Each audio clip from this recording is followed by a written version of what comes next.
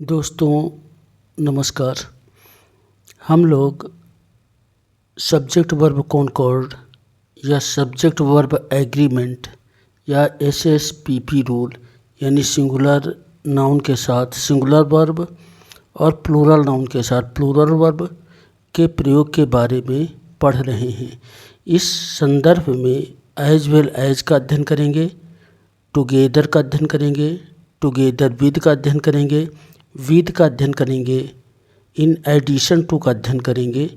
लेकिन as well as खास है और में बाद वाले नाउन के अनुसार वर्ब का प्रयोग होता है। इसके विपरीत, इसके उल्टे, इसके अपोजिट एज वेल एज में पहले वाले नाउन, पहले वाले सब्जेक्ट के अनुसार वर्ब का प्रयोग होता है। यानी पहला वाला सब्जेक्ट यदि सिंगुलर है तो वर्ब सिंगुलर होगी, पहले वाला सब्जेक्ट प्लूरल है तो वर्ब प्लूरल होगी। यानी वर्ब का प्रयोग होगा पहले वाले सब्जेक्ट के अनुसार। तो इस नियम का पालन करने पर अजीब अजीब सी गलतियाँ हो जाती हैं और इससे संबंधित सिंटैक्स के प्रश्न परीक्षा में अक्सर पूछे जाते हैं।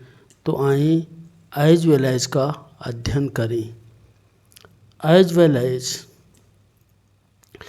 वेल एज का प्रयोग होने पर वर्ब पहले नाउन वाले कर्ता के अनुसार आती है। यानी पहला जो नाउन है या जो पहला सब्जेक्ट है उसके अनुसार आएगी। जैसे एक उदाहरण लें, I as well as you are right, ये अशुद्ध है। I as well as you are right, ये अशुद्ध है क्योंकि पहला जो सब्जेक्ट है वो आई है। आई पर्सनल प्रोनाउन है, यू भी पर्सनल प्रोनाउन है, बट यहाँ पर पहले आई का प्रयोग हुआ है और आई के साथ एम लगता है। तो इसका होगा I as well as you am right, यानी वर्ब का प्रयोग आई के अनुसार होगा। I as well as you am right. अब ये सुनने में अजीब लगता है, I as well as you am right, लेकिन ये बिल्कुल राइट है, बिल्कुल सही है, बिल्कुल करेक्ट है, क्योंकि एज वेल एज में वर्ब का प्रयोग पहले वाले जो सब्जेक्ट है उसके अनुसार होता है। अब इसको उलट दें, you as well as I are right, क्योंकि यहाँ पर यू के अनुसार वर्ब का प्रयोग होगा। यू सबसे पहले लिखा गया है तो you as well as I are right, you as well as I are right, I as well as you am right. इसे आगे और देखते हैं।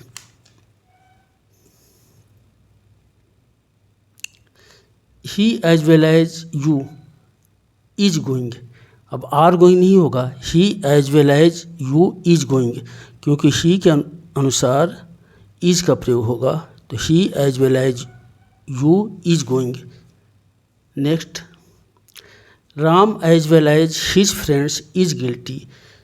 अब यहाँ पर राम पहले है तो वर्ब राम के अनुसार लगेगी।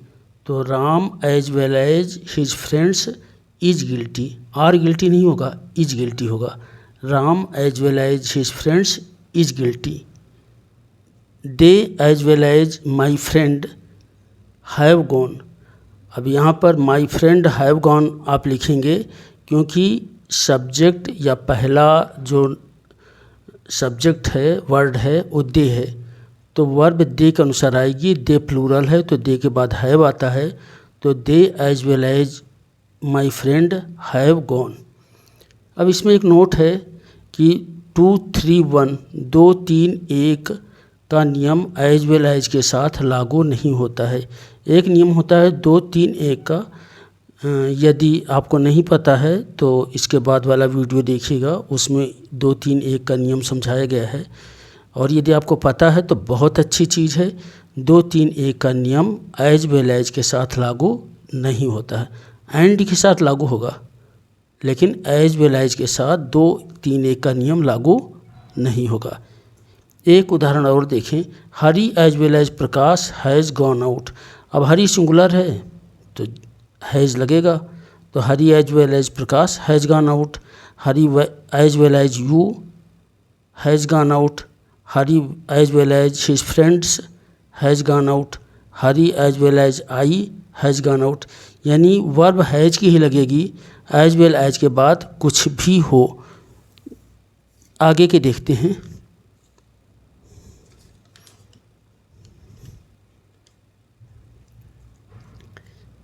एज वेल एज के समान कुछ जोड़ने वाले और होते हैं, जैसे विद होता है, टुगेदर विद होता है, इन एडिशन टू होता है। ये भी एज वेल एज जैसा ही व्यवहार करते हैं, यानी with, together with, in addition to या एज वेल एज के द्वारा कोई सिंगुलर या प्लूरल सब्जेक्ट यदि सिंगुलर सब्जेक्ट से जुड़ा होता है तो वर्ब पहले वाले यानी सिंगुलर सब्जेक्ट के अनुसार सिंगुलर होगी।